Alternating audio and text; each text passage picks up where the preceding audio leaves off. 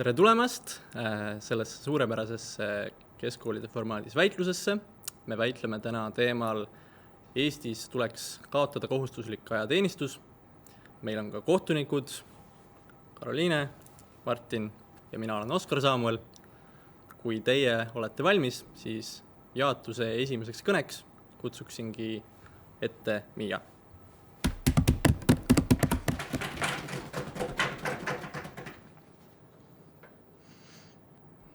Tulevikusõda on kordades tehnoloogilisem ja vajab vähem inimressurssi. Seal kasutatakse keerulisi relvi ja kompleksseid sõjastrateegiaid. 8–11 kuu jooksul ei omanda kutsealune vastavaid teadmisi ja oskusi, et eeldatavas sõjaolukorras hakkama saada, sest selleks ajaks on tema teadmised ja kogemused ammu unustatud ja iganenud. Alustame defineerimisest. Kohustuslik ajateenistus on kohustuslik tegevusteenistus 18–27 aastasele mehele, mille ta peab läbima 8–11 kuu jooksul. Meie probleem on see, et kohustuslik ajateenistus on tänapäeva riigi kaitseks lihtsalt ebaefektiivne. Tutvustame meie plaani. Esiteks me suurendaks professionaalset palgaarmeed. See sama raha, mis praegu kulub iga aasta ligi 3500 kutsealuse treenimiseks, me panustame palgaarmee laiendamiseks. Näiteks tooks Prantsusmaa, kus on võrdlemisi väike, aga oskuslik armee. Ja teiseks me investeeriks rohkem moodsasse sõjatehnikasse ja selle arengusse. Näiteks ostame rohkem droone ja teisi tulevikutehnikaid. Ja kriteerium, mille järgi seda väitlus peaks hindama, on see, et kumb pool pakub paremat julgeolekut ja turvalisust Eestile. Ja tõestuskoorem, mida meie peame ära tõestama, on see, et palgaarmee pakub paremat kaitsevõimet optimaalse ressursikuluga.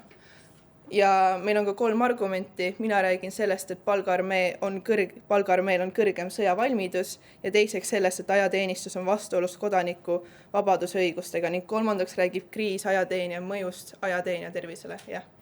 Kust te võtate selle raha? See raha on juba praegu olemas, aga me lihtsalt suuname selle ümber palgaarmee laiendamiseks. Alustame esimesest argumendist. Palgaarmeel on kõrgem sõjavalmidus. Selleks mul on 3 seletust.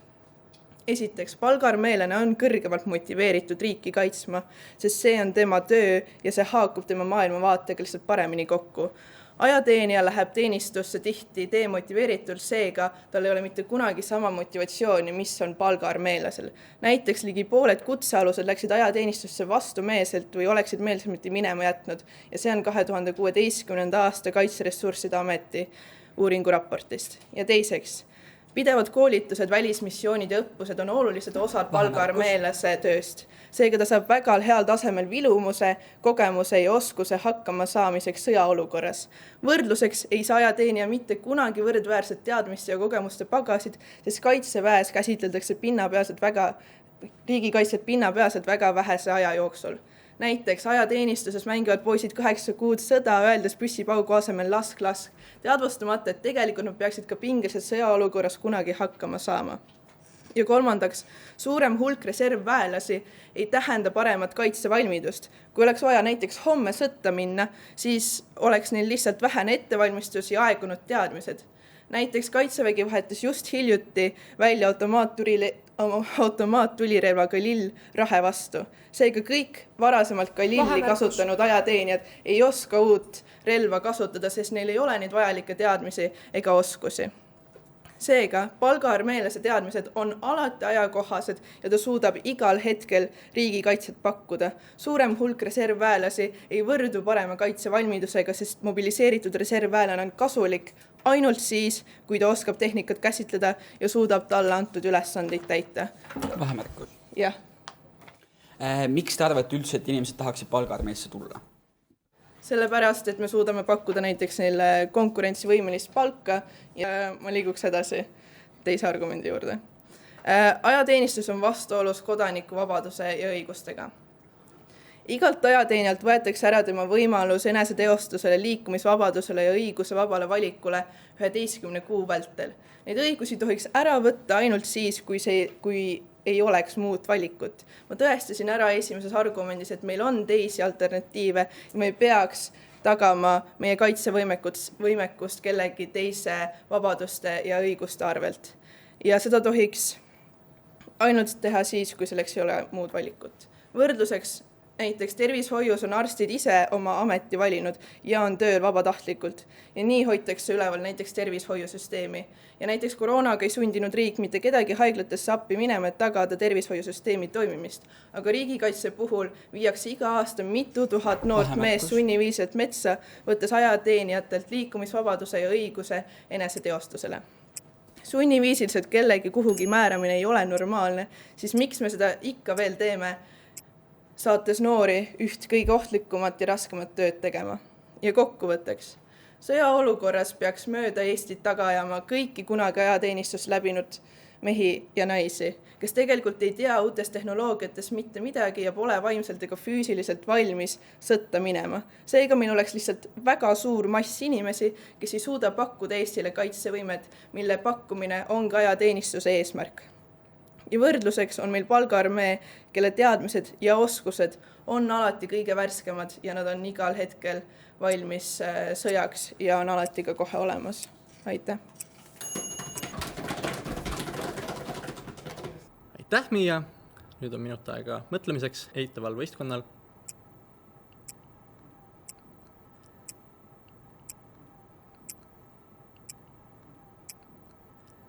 Ja eitava võistkonna esimeseks kõneks palun siis kõnelejapulti Markuse. Austatud kuulajad, ajateenistus on ekstreemne meede, kuid praegune süsteem ei ole paigas niisama, vaid väga selge eesmärgiga kaitsta meie riiklikku julgeolekut. Oma kõnes tutvustan esmalt eitava poole raamistikku, teen seejärel 2 ümberlüket ning liigun siis eituse esimese 2 argumendi juurde. Alustame raamist. Eituse arvates on probleemiks teised riigid, kes võivad tahta Eestit rünnata. Eesti peab kindlustama oma julgeoleku, et tagada oma rahva heaolu. Eitusel on selles väitluses 2 tõestuskoormat. Esiteks, ajateenistus on vajalik vahend Eesti iseseisvuse kaitsmiseks ja teiseks, indiviidide õiguste piiramine on õigustatud. Meie kriteeriumiks on riiklik turvalisus, sest see on eeldus rahva heaoluks. Eitav pool esitab selles väitluses 3 argumenti. Enda kõnes räägin esiteks praktilisest kasust ja teiseks inimvabaduste piiramisest ning meie teine kõneleja räägib teile maailmapildi avardamisest. Alustan kõigepealt 2 ümberlükkepunktiga. Jaatav pool räägib meile kõigepealt sellest, kuidas meil võiks olla palgaarmeest, et see on hästi palju efektiivsem. Pange tähele, et me võime selle argumendiga põhimõtteliselt nõus olla ja nõustuda sellega, et palgaarmee oleks tõesti efektiivsem Eesti julgeoleku kaitsmises. Küll aga me ütleme teile, et palgaarmee pole Eesti puhul lihtsalt võimalik, kuna meie elanike arv on liiga väike ja meil pole selle jaoks piisavaid ressursse, et saada piisavalt suurt ja toimivat palgaarmeed. Jaatav, su enda kõneleja isegi ei vasta sellele vahemärkusele, aga pange tähele, et nende enda kaasuses on kirjas, kuidas Prantsusmaal näiteks on väga väike palgaarmee, kuigi see on Eestist 60 korda suurema elanike arvuga. Mulle jääb ebaselgeks, kuidas me päriselt endale palgaarmee moodustada saame. Lisaks sellele arvan ma, et ajateenistujad on tegelikult täiesti okeid selleks, et meie riiki kaitsta. Me saame teha neile pidevalt treeninguid ja hoida neid uute tehnikatega kursis. Ma arvan, et nad tegelikult saavad hakkama sellega, et nad õpivad midagi uut mõne relva kohta. Nende teine argument on sellest, kuidas me ei tohiks kedagi sunniviisiliselt piirata. Ma arvan, et esiteks see pole tegelikult nii suur kahju, kuna need inimesed annavad ära ainult aastuma elust ja tegelikult see ei muuda eriti midagi nende üldises elus. Teiseks ma arvan, et need inimesed, kui nad üldse ei taha minna, saavad tegelikult asendada ajateenistuse millegi muuga ja teha läbi hoopis asendusteenistuse. Rohkem sellele vastan oma argumendis. Enne kui ma nende juurde lähen, siis jah. Te ütlesite, et on oht liiklikule iseseisvusele. Palun elaboreeri sellest, mis see riiklik oht on? Ja ma arvan, et Eesti on pidevalt elanud väga keerulises geopoliitilises kohas. Ma arvan, et need riigid, kes võivad meid näiteks ähvardada, on Venemaa, mis on juba proovinud sisse tungida teistesse endistesse Nõukogude Liidu riikidesse. Liigu nüüd edasi oma esimese argumendi juurde, milleks on praktiline kasu. Väidame, et ajateenistus hoiab ära võimalikke rünnakuid. Konfliktiolukorrad tekivad tavaliselt siis, kui üks pool teab, et tema võiduvõimalus on väga suur. Mida võrdsemad kummagi poole jõud on, seda suurem on ka inimohvrite hulk ja rahakulu kummagi poole jaoks. Iga valitsus tahab ebavajalikku kahju vältida, sest rohkelt ressursse kulutava konflikti vajalikkust on keerulisem ühiskonnale põhjendada. Näiteks rahakulu oli üks peamiseid põhjuseid, miks ameeriklased soovisid, et Afganistani konflikt lõpetataks. Kui tõenäosus, et sõjaline olukord ei pruugi päädida kiire võiduga, on väga suur, ei ole riikidel mõistlik teisi rünnata. Just kohustuslik ajateenistus suurendab Eesti kaitsevõimekust määral, mis heidutab teisi riike Eestit ründamast. Kuigi Eesti kaitseväes on ka tegevvägi ning Eestil on tugevaid liitlasi, nagu näiteks NATO, on ajateenistus siiski vajalik. Tänu ajateenistusele on Eestis suur hulk inimesi, keda saab kiiresti mobiliseerida, et avaldada vastupanu välisjõududele. Nende kaitsevõimekus on piisav, et vastast takistada, kuni teised üksused jõuavad vastupanuga liituda. Näiteks hinnangute järgi ei oleks Eesti kaitsevägi ilma ajateenistuses käinud inimesteta võimeline NATO vägede tulekuni iseseisvalt vastu pidama. See näitab, et ajateenistuse olemasolu on vajalik, et tagada meie riiklik julgeolek. Selle argumendi mõju on, et ajateenistus on vajalik, et kindlustada Eesti julgeolek ja iseseisvus ning et ilma ajateenistuseta oleksime me palju haavatavamas positsioonis võrreldes praeguse olukorraga. Liigun nüüd edasi oma teise argumendi juurde, milleks on inimvabaduste piiramine. Me väidame, et inimeste isiklike vabaduste piiramine julgeoleku tagamise nimel on õigustatud. Meie ühiskond tugineb mõttelisele lepingule, kus inimesed annavad ära osa oma vabadustest, et saada vastu ühiskondlikke hüvesid. Väga vähesed inimesed jõuaksid iseseisvalt olukorda, kus saavad endale pakkuda haridust, arstiabi või näiteks elektrit. Selleks, et kõikide inimeste baasvajadused oleksid tagatud, ohverdab iga ühiskonna liige oma isikuvabadusi. Pelgalt tõsiasi, et ajateenistus piirab inimeste isiklikke vabadusi, nagu jaotus meil ütleb, ei ole tegelikult piisav, et ajateenistust ära keelata. Juba praegu teeme me otsusi lähtuvalt ühiskondlikust kasust, mis tänu mingitele otsustele tekib. Iga inimene pole võimeline ennast konflikti olukorras kaitsma, mistõttu on riigil kohustus luua süsteem, et säilitada absoluutselt iga inimese põhiõigused. Ajateenistus on Eesti puhul kõige ausam viis, kuidas enda julgeolekuvõrku korraldada.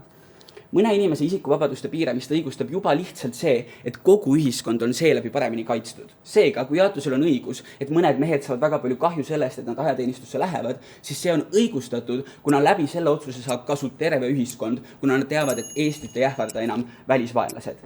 Pange tähele, et see on analoogne mitmete teiste olukordade ja otsustega, mida me juba praegu teeme.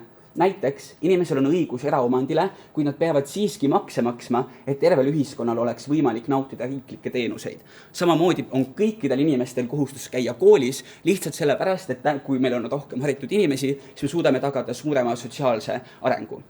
Selle argumendi mõju on, et ajateenistus ei ole ebaõiglasem teistest juba olemasolevatest süsteemidest ning isikuvabaduste piiramine on tekkiva kasu tõttu õigustatud, isegi kui see on tõsi, et inimesed saavad sellest mingit kahju, nagu jaatav pool meile ütleb.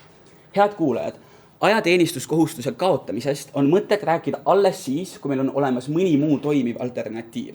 Enne kui jaatav pool meile sellist alternatiivi ei paku, ei ole meil mõtet rääkida ideaalsest olukorrast, kus ajateenistust enam vaja ei ole. Ning enne sellise meetme leidmist ei peaks me tegema otsuseid, mis seavad küsimärgi alla meie riigi iseseisvuse.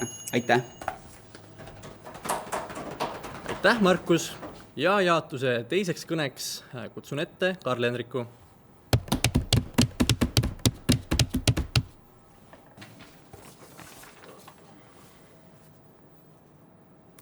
Daamid ja härrad, praegune riigikaitsemehhanism on äärmiselt ebaefektiivne, sest me treenime iga aasta 10 miljonite eurode eest 4000 sõdurit, kes iga kord õpivad täpselt sama asja, ei saa lõpuks midagi selgeks ja on lõpuks kokkuvõttes lihtsalt kahuriliha. Daamid ja härrad, oma kõnes 3 asja. Esiteks, ma teeks 2 punkti ümberlükkeid nende argumentidele, seejärel taas tugevdaks oma juba tehtud argumente, mida Miia ette kandis, ja lõpuks räägiks oma 3. argumendist, mis siis räägib sellest noorest ajateenijast ja tema mõjust tema tervisele, kui ta ajateenistusse läheb. Mis nad meile ütlesid? Nende esimene argument, kõige selline uuem asi, mis välja tuli, mis ei olnud otsene vastus meile, oli see, et on mingisugune heidutus. Et see, et meil on hästi palju ajateenijaid, see on heidutus vastastele. Nad ei seletanud tegelikult ju ära, kuidas see heidutus selline on. Mina ütleks teile 2 põhjust, miks see heidutus tegelikult selline ei tule. Esiteks, me arvame, et kui meil on see hunnik ajateenijad, kes kõik istuvad oma kodus, kes mängivad arvutimänge, kes käivad tööl ja teevad kõike muid asju, siis olukorras, kus päriselt peaks tulema mingisugune rünnak, on väga raske neid kohale mobiliseerida. Sest nagu Miia teile juba rääkis, nad ei ole motiveeritud, nad ei taha tulla ja neid peab võib-olla sinna taga ajama minema. Ja üldse lihtsalt hästi suure inimeste hunniku kohale toomine võtaks kaua aega. Ja teiseks, mis tähendab siis on ju, et see ei ole heidutus ei ole olemas, kuna Venemaa teab, et hästi kaua läheb aega, et sinna kõik need kohale jõuaksid ja see suur armee tegelikult seal olemas ei ole. Ja teiseks, on ju, ajateenijatest, mis põhimõtteliselt sotsiaalmeedias igal pool ring käib, on mingisugused pinnapead kuskil kasarmutubades, see, kuidas ajateenijad on ju, panevad mütsi tagurpidi, need kõik need asjad ei heiduta, vaid näitavad, need on väga ebaadekvaatsed, kes tegelikult suudaks Eestit kaitsta. Mis nad ütlesid oma teises argumendis? Nad rääkisid siis nendest isiklikest vabadustest ja nii edasi, aga enne siis on väga selge statistika selle kohta, et meie ajateenijad oleksid võimelised takistama vastast seni, kuni näiteks NATO väed tagasi kohale jõuavad. Mis on teie alternatiiv, kuidas Eesti ennast selles olukorras kaitseks, kui keegi meid ründaks? Me andsime teile selle alternatiivi, me ütlesime, kuidas kui ajateenijad ära kaotada, me saame luua parema armee, kes päriselt paremini suudaks Eestit kaitsta. Ma räägin sellest pärast oma taastugevduses rohkem. Nad rääkisid sellest õigustusargumendist, sellest, kuidas me anname ära mingeid isiklikke hüvesid, on ju, ja sellepärast ja nagu kogu aeg ühiskonnas ja seetõttu on okei siis ka kaitseväkke minna. Me arvame, et isiklikke hüvesid ja mingisuguseid põhivabadusi, põhiõigusi ära anda ja ära võtta on okei ainult olukorras, kus see on ainuke võimalus, et seda efekti siis saada. Nad rääkisid koolis käimisest ja maksude maksmisest. Jah, ainuke võimalus, kuidas lapsele saada haridust, on sundida tal koolis käia. Ainuke võimalus, kuidas saada riigikassasse raha, on maksta makse. Aga selle jaoks, et kaitsta Eestit, ei ole ainuke võimalus see, et noorad poisid läheksid ja õpiksid olema kahuriliha. Selle tõttu me arvame, et nende see argument ei tööta. Me arvame, et tegelikult meie olukorras ei ole õigustatud siis nende baasvabaduste, baasõiguste ja isiklike vabaduste äravõtmist. Okei, meie argumentide kohta. Nad ütlesid meie argumendi vastuseks, et ajateenijad tegelikult saavad mingeid treeninguid, nad tegelikult oskavad küll asju teha, et ei ole midagi nii hullu. Me arvame, et esiteks see ei ole tõsi. Me arvame, et see, et kas oskavad püssile vajutada mitte, jah, okei, nad oskavad seda päästikut vajutada, aga olulisemad asjad on need, mis tuleviku sõjas on olulised. Nagu eritehnika, nagu mingi silla mahapaneku tehnika, korraliku miini väljarajamine, kõik sellised asjad, mis on väga spetsiifiliste strateegiatega, mis lihtsalt ei jää meelde, kui sa 6 aastat tagasi käisid ja olid 11 kuud seal. Me arvame, et neid, isegi kui sa iga 2 aasta taga neid korra uuesti õpid, need ikkagi ei jää meelde ja eriti sellises suure rõhu olukorras, nagu sõja olukorras, on see väga raske sellega hakkama saada, et niimoodi, et see sulle meelde tuleks. Mis tähendab, et tegelikult nad ikkagi saaks seal väga hästi hakkama. Ja teiseks, mis on see olulisem punkt veel selle argumendi juures, on see, et kui meil on palgaarmee, nad kõik teavad alati, nad lähevad sinna sõtta, nad on valmis, nad on käinud välismissioonidel, nad oskavad külma närviga mõelda. Mida ajateenijad aga samas ei oska, sest nad on tulnud oma mõnusalt kontoril töölt ja äkki peavad istuma kaevikus, äkki peavad laskma kuskilt vastast, äkki lastakse üle nende peade kuule. Ma arvan, et nemad ei saa selles olukorras kunagi hakkama ja nad ei ole selleks valmis. Nad väga huvitab see, et kuidas palgaarmee meil hakkama saab, kuidas see on võimalik, et me palgaarmee Eestisse saame. Ma arvan, et see raha tuleb sellest samast, mis meil praegu on. Selle asemel, et me iga aasta 4000 sõdurit 6 erinevasse linnakusse kogu aeg samu asju õpetame, me saame selle asemel võtta kõvasti vähem sõdureid, meil on vähem kasarmuid vaja üleval hoida, meil on vähem instruktoreid vaja, meil on vähem logistikat vaja, meil on vähem tehnikat vaja, sest meil on vähem inimesi. Kõik see raha saaks panna nende inimeste palju tugevamaks treenimise peale, nendele konkurentsivõimelise palga andmise peale ja ka sellest siis tuleb see põhjus, miks sinna päriselt tuleks inimesi. Nagu ka Markus oli väga mures, et miks sinna inimesi ei tule. Ehk siis juba praegu on meil palju inimesi, kes tahaksid tulla, aga võib-olla kuna seal saab väiksemat palka ja kuna see on hirmus töö, siis sinna võiks neid rohkem tulla. Nii, minu argument siis selle kohta, kuidas... Siinkohal? Ei. Minu argument ajateenija tervise mõjust kaitseväes. Ma väidan, et kaitsevägi on poisi tervisele väga koormav. 2 seletust. Esiteks, miks ta on vaimselt koormav? Ma arvan, et väga raske on harjuda selle olukorraga, kus sa tunned end, sa oled kinni, kus sind ei lasta välja, kus sinu peale kogu aeg karjutakse. Me näeme, et Kaitseressursside Ameti uuring on näidanud, et umbes 1/3 kõikidest ajateenijatest väidavad, et neid on tundnud seal kiusamist ja nende peale karjumist ja vaimset survet. Me arvame, et mis siis juhtub, on see, et riik saab teismelise poisi olukorda, kus tal on 1/3 võimalus, et tema peale karjutakse, teda kiusatakse. Ma arvan, et see ei ole okei. Teiseks, ma arvan, et see on füüsiliselt väga raske. Iga mehe keha ei ole valmis ja ei peagi olema valmis tegema 70-kilose kotiga 40 kilomeetrist rännakut. Sellised olukorrad teevad väga palju haiget inimese füüsilise tervisele ja nad ei saa sellega seal hakkama. Peale selle on ka kaitseväes olema otseselt ohtlik. Näiteks on mitmed tulnud sealt tagasi püsivate tervisekahjustustega, nagu kuulmiskahjustused või vead liigestes. Me saab sellest järeldama. Peale selle, et kaitseväkke saates võtab riik inimeselt ära nende mingi põhise omaduse, ta saadab ka otseselt tervisele kahjulikku olukorda. Daamid ja härrad, meie all on Eesti paremini kaitstud ja ka meeste õigused on paremini tagatud. Aitäh! Eitava võistkonna teise kõne saab nüüd teha Elinor. Daamid ja härrad, Eitava tiimina me oleme selles väitluses veendunud, et kaitsevägi ja kohustuslik kaitsevägi on senini olnud väga efektiivne, sellepärast et Eesti positsioon geopoliitiliselt on senini olnud hea, meil on tegelikult kõik olnud hästi.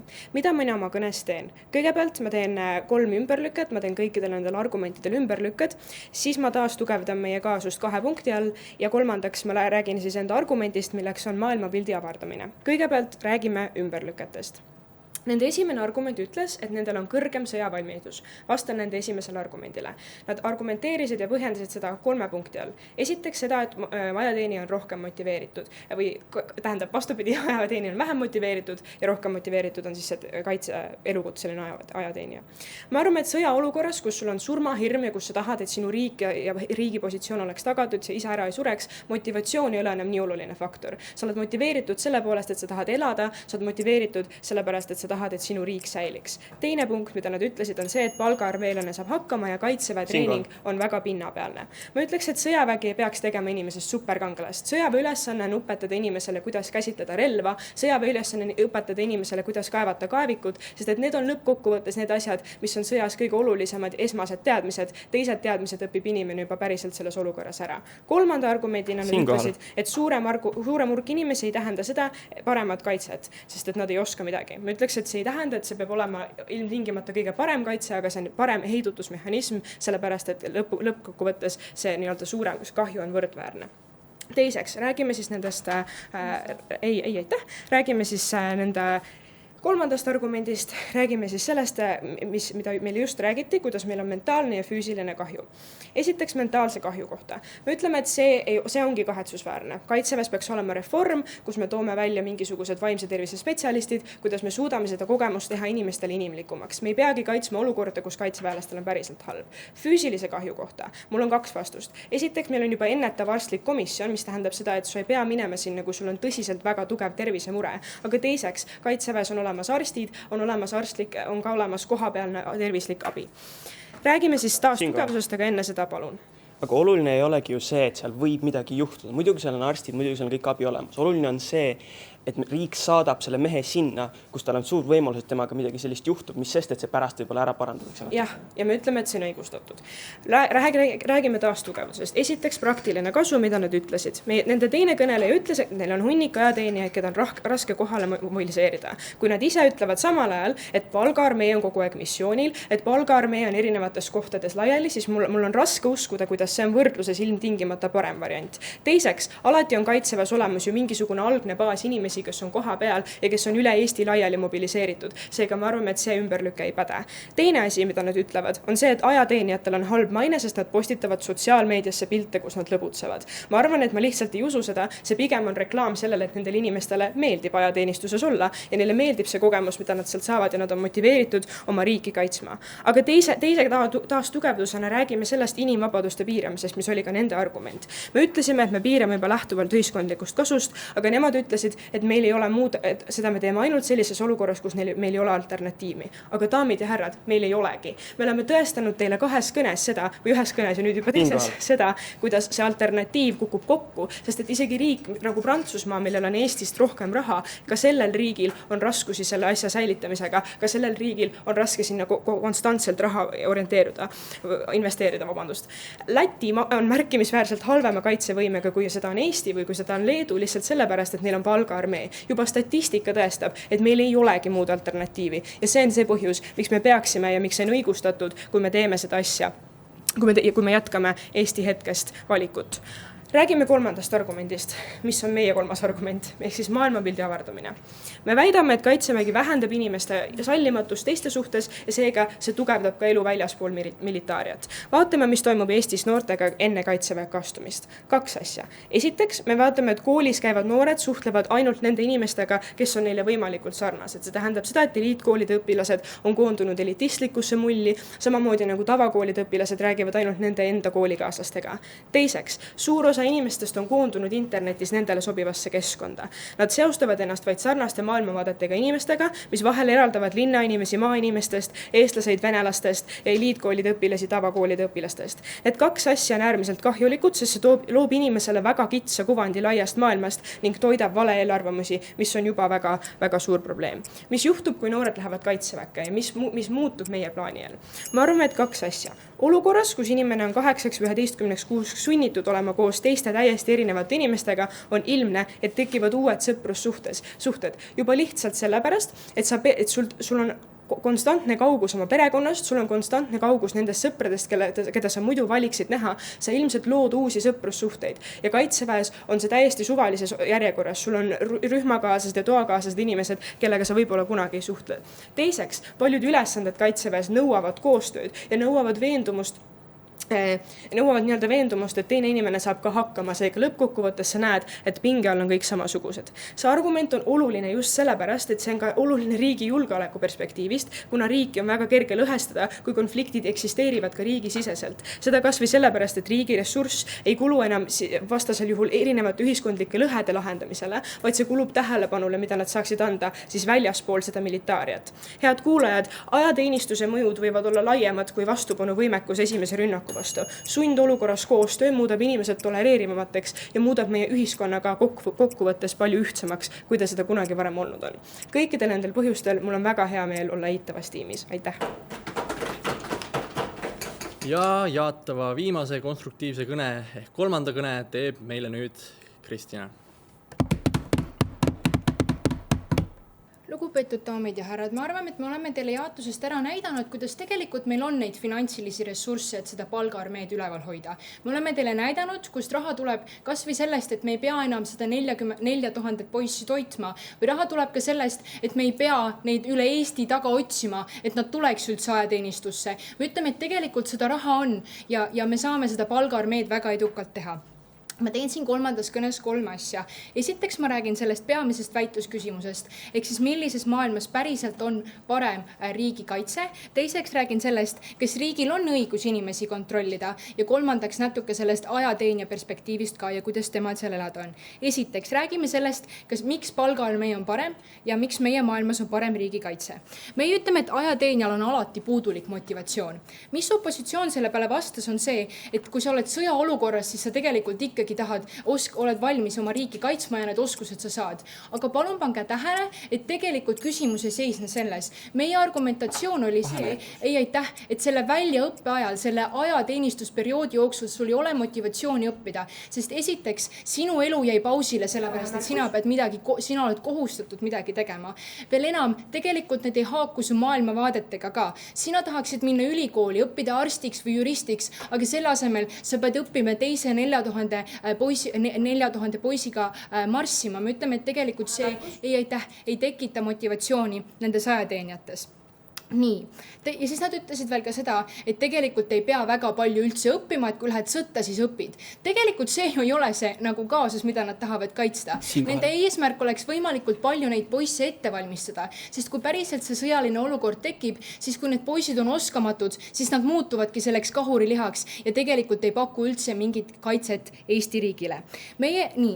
Räägime siis edasi sellest. Aitäh. Me ütleme, et nendel ajateenijatel neil on väga keeruline õpetada seda uut sõjalist muutust. See analüüs sellest uuest rahepüssist ja ka lillist, mis me teie esimeses kõnes teile andsime, tegelikult ei saanud sellele üldse vastust, kuidas neid ajateenijaid on raskem nagu õpetada seda uut sõjalist tehnikat kasutama. Me ütleme, et kui on aktiivsed need palgaarmee, siis neid on oluliselt lihtsam õpetada ja harida sellel teemal. Jah. Need samad inimesed, kes praegu läheksid palgaarmeesse on motiveeritud, on ka kaitseväes olemas. Seega see motivatsioon ja tahe olla efektiivne sõdur ei kao meie maailmas ära. Esiteks ma arvan, et see on vale eeldus, mis nad teevad. Meie ütleme, et meie maailmas raha on see motivatsioon. Pluss me ütleme, et tegelikult need palgaarmee, need ei pea olema ka ainult eestlased. Me ütleme, et tegelikult palgaarmee võib olla ka väljaspoolt Eestit sõdurid, kellele me maksame selle eest, et nad Eestist sõjalises olukorras kasvaksid. Aitäh. Räägime sellest kiiremast mobilisatsioonist ja heidutusmehhanismist, millest nad tahavad rääkida hästi palju. Me ütleme, et see heidutusmehhanism ei toimi, kui me peame hakkama neid ajateenijaid kokku koguma üle Eesti, igalt poolt Vilsandilt, igalt poolt väikestest kohtadest üle Eesti, et viia neid sinna rindejoonele, millest nad räägivad. See võtab väga-väga kaua aega. Ja kui nemad ütlevad, et näiteks et idablokist on meil väga suur geopoliitiline oht, siis tegelikult aeg ongi see kõige tähtsam faktor, mida me peame vähendama, et me võimalikult kiirelt saaksime oma sõdurid rindejoonele. Me ütleme, et palgaarmee puhul on see kõige kiirem. veel enam me ütleme, et tegelikult tulevikusõda ei ole enam see esimese maailmasõja kaevikusõda, millest nemad räägivad, et sa õpid kaevikut kaevama ja saad need baasoskused. See tulevikusõda kolib aina enam ümber netti, enam küberruumi. Me ütleme, et meil on vaja neid spetsialiste ja neile anda päriselt sügavam väljaõpe ja seda me saame teha palgaarmees. Ehk siis kokkuvõtteks, me võidame selle punkti sellepärast, et me oleme ära tõestanud, kuidas palgaarmee päriselt annab meie riigile parema geopoliitilise kaitse ja lubab Eesti suveräänsuselt säilida. Räägime siis õigusest, teisest punktist. Ehk siis miks riigil pole õigustust neid ajateenijaid nii-öelda sinna sunniviisiliselt kokku koguda? Ei, aitäh. Esiteks me ütleme, et riik siis kontrollib seda inimest nii palju, et ta rikub tema baasvabadusi, nagu liikumisvabadus või eneseteostusvabadus või valikuvabadus.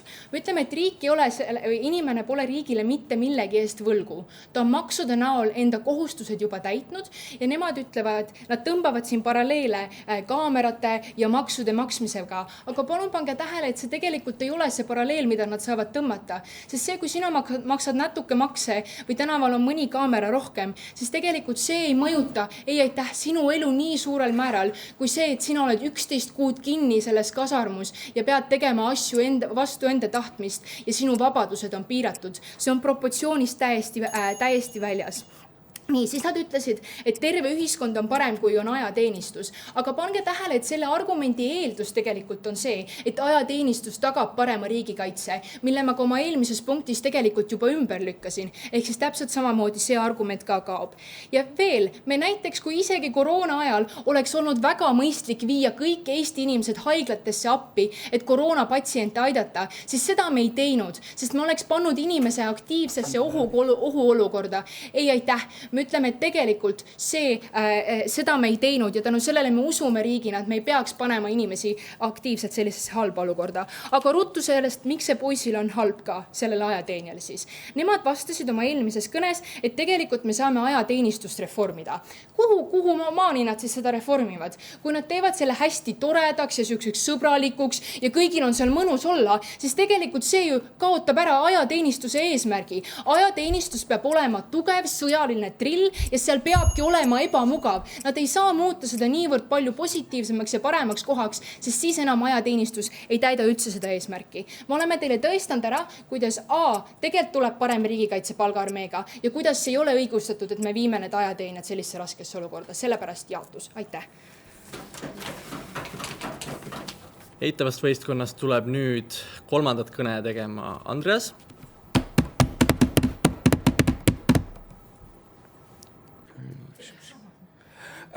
Austatud kohtunikud, kaasväitlejad, teised kuulajad. Me näeme, et Eesti kaitsmine on tagatud ja efektiivne vaid siis, kui kõik on valmis meie iseseisvust hoidma. Selle tagamiseks peavad noore mehed küll ohverdama aasta oma elust, aga see-eest saame me tagada enda igapäevased põhiõigused. Me saame endale jätta sõnavabaduse, vähemustele nendele vajalikud õigused ning demokraatia enda. Enda kõnes soovin ma rääkida 3 peamisest punktist, mis on siin väitluses olnud siis kõige olulisemad. Nendeks on esiteks Eesti kaitsmine, teiseks riigi õigus vabadusi piirata ning kolmandaks kaitseväe mõju üksikisikule. Aga alustame esimesest ja kõige olulisemast, milleks ongi siis Eesti julgeoleku tagamine. Jaotus on siia väitluses toonud meile põhimõtteliselt 2 selgitust, miks on sõdur siis palgaarmees efektiivsem. Nad rääkisid, et nende sõdurid on rohkem motiveeritud ning et nende sõdurid suudavad tehnoloogia uuenemisega kaasas käia. Kuid pange tähele, et need samad isikud, kes lähevad nende maailmas palgaarmeesse, on need samad motiveeritud isikud, kes saavad meie maailmas ka minna kaitseväkke, juhul kui nad soovivad suuremat palka, siis nad saavad minna kaitseakadeemiasse, sealt edasi õppida, tegeleda edasi armeega. See võimalus on nendel ka meie maailmas olemas, ning kui nad tõesti on motiveeritud kaitseväes tegelema ja sellest kõrget palka saama, siis nad on ka meie maailmas täielikult olemas. See tähendab, et need kasud, mida Jaotus palgaarmees saab, on enamasti olemas ka meie maailmas. Lisaks rääkis siis Jaotuse teine kõneleja sellest, et tuleviku sõjaväega on väga spetsialiseeritud, kuid me näeme, et iga sõdur ei peagi oskama siis seda silda ehitada või siis droone juhtida. See ongi, nagu Kriis meil ütles, see ongi spetsialiseeritud asi, seda teevad spetsialistid. Me näeme, et juba praegu ajateenisus on kindlad inimesed, kes seda teevad. Me ei pea seda igale sõdurile õpetama, et neid üle koormata. aga räägime aga võrdlusena ka siis eituses soovitud süsteemist. Meie eelmised kõnelejad tõid teile 2 peamist põhjust, miks kohustuslik ajateenistus kaitseks Eestit alati paremini. Esiteks oli siis see, et Eestil ju tegelikult ei ole väga raha ega inimressurssi, et palgaarmeed endale lubada. Jaotus nagu ütleb meile küll pidevalt, et jah, et neil on seda raha, et nad ei pea 4000 meest enam toitma, kui nad unustavad samal ajal ära, et nad peavad palju rohkematele inimestele ka selle eest nagu palka maksma. Me kuuleme nende teises kõnes, et nad hakkavad maksma palju kõrgemat palka kui praegu, et päriselt inimesed siis läheksid sinna kaitseväkke. Mida see kõik aga tähendab, ongi siis see, et nende kulu on ju lõppude lõpuks üüratult suur. Nad ei saa endale lubada neid spetsialiseeritud masinaid, millest nad räägivad, kui nad peavad maksma tõesti suurt palka, tõesti nagu võrdlemisi suurele grupile inimestele, et Eesti oleks päriselt kaitstud. Nad ei lükka kunagi ümber seda, et neil on vähe raha ja neil on vähe inimesi, nad ei saa seda enamasti, nad ei saa meie riiki efektiivselt kaitsta. Aga teine suur punkt, millest meie rääkisime, ongi see, et meil on suur vastupanu, millega me suudame tegelikult ära oodata need liitlasväed, millega me suudame kindlustada, et NATO väed jõuavad õigeks ajaks kohale. Aga enne seda... Sa ütled, et sul on rohkem nagu aega, et need inimesed nagu seal, et sul on rohkem inimesi rindejoonel, aga palun pane tähele meie analüüsi sellest, et mobilisatsioon sinu maailmas võtab väga-väga kaua aega. Jah, räägime sellest. Me näeme, mida Jaatse teine kõnelejatele pidevalt ütles, oligi see, et me ei suuda siis inimesi kiiresti mobiliseerida. Me näeme, et see tegelikult absoluutselt ei ole tõsi. Meil on praegu juba baasid nagu piiri peal, meil on praegu igasugused kaitseväebaasid, ongi juba piiri peal, neid me ei pea mobiliseerima, me näeme, et meil on see algvägi tegelikult alati olemas. Ühtlasi, kuna Eesti näeb tegelikult seda julgeolekuriski Venemaalt juba väga-väga pikalt, siis meil on väga selged mobilisatsiooniplaanid tehtud, kus me saame need lisaväed siis sinna rindele. Jah, alguses ei olegi kogu kaitsevägi esimesel päeval siis kohal, aga nad hiljem liituvad, me saame need NATO väed ära oodata. Samuti me näeme, et ka nende nii-öelda siis see palgaarmee, nad käivad välimissioonid, nad teevad neid teisi asju ka, et ennast treenida. Kas see on tegelikult väga harutatud, ka nendel läheb ju aega, et mobiliseerida. Eesti on piisavalt väike, me ei näe, miks on nii suur vahe, kas me toome ühe bussiga inimesed Tapa laagrist piirile või siis ühe bussiga inimesed Tallinnast piirile. Okei. Ehk siis ehituse maailmas ongi sõdurid, need tippsõdurid sama motiveeritud, neil on samal ajal palju rohkem ning samuti on Eesti julgeolek palju turvalisem, mis tähendab, et ehituse maailm suudab kindlamalt kaitsta meile kõige olulisemaid asju. Liigun nüüd edasi enda teise suurema punkti juurde, kus räägin, miks on riigil vahel õigus siis isikuvabadusi piirata. Jaatuse suund selle mõtte ümberlükkamisel on pidevalt siis liikunud alternatiivi olemasolu ümber. Et juhul, kui meil on see alternatiiv, kus me ei piira isikuvabadusi, siis me peaks selle võtma. Aga pange tähele, see toetub üleni sellel põhimõttel, et nende esimene argument on tõsi, et palgaarmee on päriselt efektiivne. Niikaua, kui nad ei ole meile ära selgitanud, kus nad leiavad selle raha, kus nad leiavad need inimesed, et palgaarmee tööle panna, mida ei suuda juba teha nagu suurriigid, nagu ka Prantsusmaa, kelle palgaarmee on, nagu nad nõustuvad, võrdlemisi väike, siis nad ei saa öelda, et selle alternatiiv on tegelikult olemas. Praegu võtta. Ja kõige selle põhjusena me näemegi, et meil on tegelikult täiesti õigustatud ära võtta need üks aasta nende meeste eludest, sest me näeme, et need kasud, mis me selle eest saame, on tegelikult palju suuremad. Me rääkisime teile väga pikalt sellest, kuidas kõik need mõjud, mida me tegelikult kaitseme, kõik need vabadused, mida me Eestis kaitseme, ei mõjuta vaid neid noori mehi, see mõjutab kogu ühiskonda, see mõjutab neid jätkavalt. Me näeme, et meil on õigustus ära võtta 11 kuud osad inimeste eludest, kui me sees saame demokraatia, sõnavabaduse ja õigused ka nendele, kes siis ennast kaitsta ei saa. Aga räägime lõpuks ka siis kolmandast suuremast punktist siin väitluses, milleks oli siis üksikisiku vabadused ja kuidas kaitsevägi teda ennast mõjutab. Meile räägiti väga pikalt sellest, kuidas kaitseväel on väga suur negatiivne psühholoogiline mõju. Aga samal ajal rääkis Jaatuse teine kõneleja ka sellest, et kaitseväes ei ole piisavalt motiveeritust. Me näeme, et see on ilmselge iseendale vastu rääkimine, ja sest kui need tõesti surutakse nii palju mingeid kindlaid asju tegema, siis me näeme, et nad on ka piisavalt efektiivsed, et need asjad lõppude lõpuks ära teha. Teiseks me tõime teile välja mitu alternatiivi, kuidas tegelikult kaitsevägi ongi nii hull, siis kuidas me saame selle asendada. Kuidas inimesed, kes on rohkem haavatavamad, kes ei naudi seda kaitseväga, ei pea sinna ju alati minema. Nad saavad sealt kas vabastust küsida, kui on tõesti väga halb olukord, nad saavad minna asendusteenistusse või siis lõppude lõpuks me tegelikult saame selle psühholoogilise abi kaitseväkke luua. Me ei pea kaitseväest tegema täielikku trillerit, me näeme, et mingi psühholoogiline abi saab sealt täielikult olemas olla, nagu on paljudes teistes demokraatlike riikide sõjavägedes. Aga kõikidel nendel põhjustel, kuna meie tõestame teile tegelikult ära, kuidas meie kaitseme meile kõige olulisemaid asju kõige kindlamalt, palun valige eitus. Ja mõtteminut on läbi, see tähendab, et eitava võistkonna viimase ehk lõpukõne teeb nüüd Markus.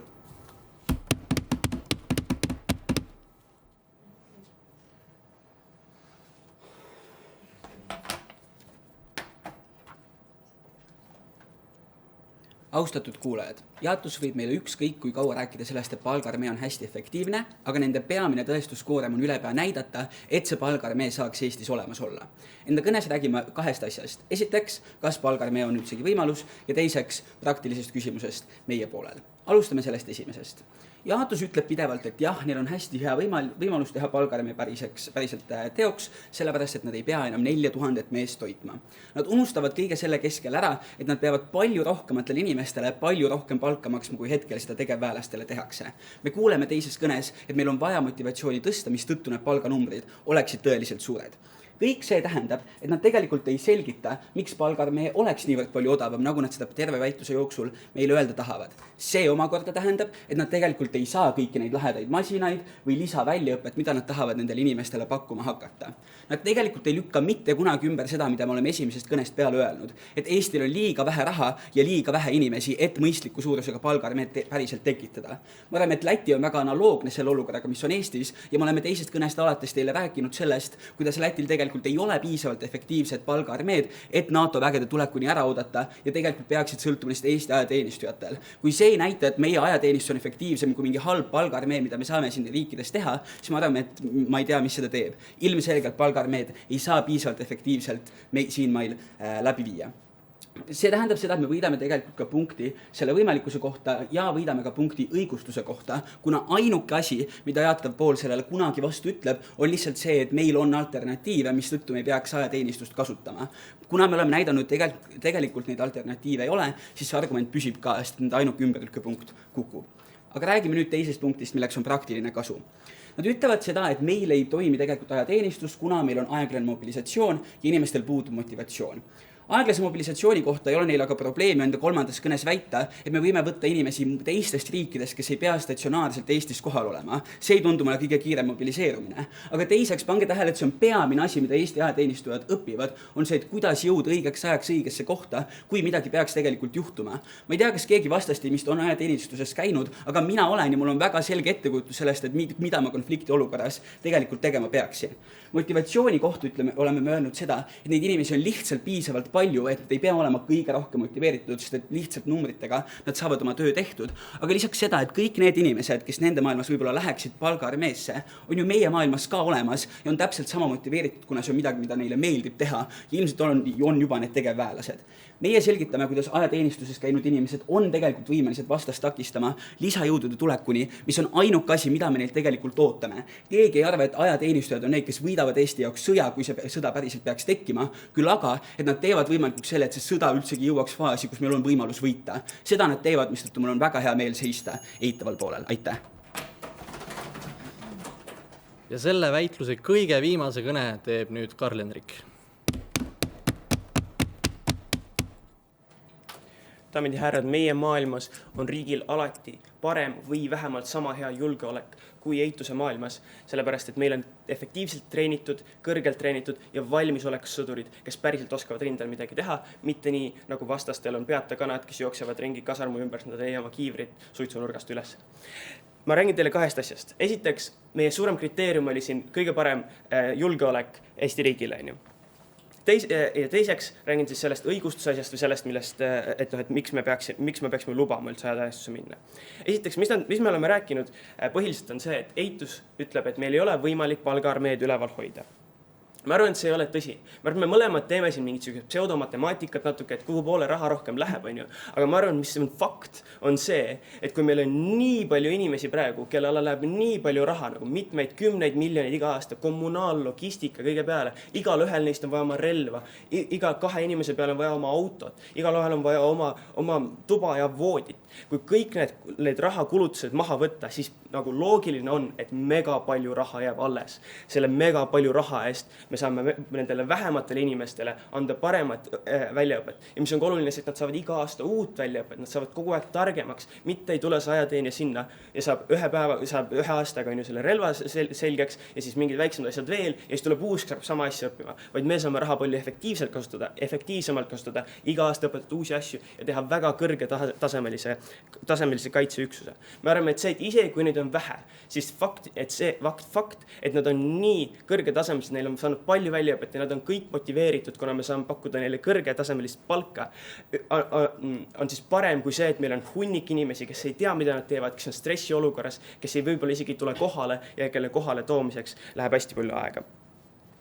Aga nüüd isegi kui see ei ole tõsi, et meie julgeolek või meie riigikaitse on parem või vähemalt sama hea, siis me peaksime ikka võitma just selle moraali ja selle õigustuse pärast. Nad ütlevad, et meie õigustuse argument on sõltuv meie esimesest argumendist selle kohta, et riigikaitse oleks parem. Daamid ja härrad, nende õigustuse argument on täpselt samamoodi sõltuv sellest, et ajateenistus on efektiivne moodus. Aga me arvame, et riik siiski ei tohiks kunagi panna oma inimesi olukorda, kus neil on siis reaalselt ohtlik, kus nad reaalselt võivad minna surma, olla kahuriliha või siis lihtsalt ajateenistuse õppimise ajal saada kuulmishäireid, saada igasuguseid liigestele oluliselt nii asju. Riigi ülesanne on inimest kaitsta ja me arvame, et põhiõigusi võib piirata ainult olukordades, kus ei ole muud võimalust, kus ei ole muud varianti selle siis eesmärgi saavutamiseks. Daamid ja härrad, me oleme teile näidanud, kuidas meil on muu variant olemas ja me arvame, et eituse matemaatika on halvem kui meie matemaatika. Kõigil nendel põhjustel aitäh ja hääletage eituse poolt, teaduse poolt. Aitäh Karl-Henrikule ja sellega on see väitlus läbi. Aitäh kõigile väitlejatele ja nüüd ma lähen otsust tegema.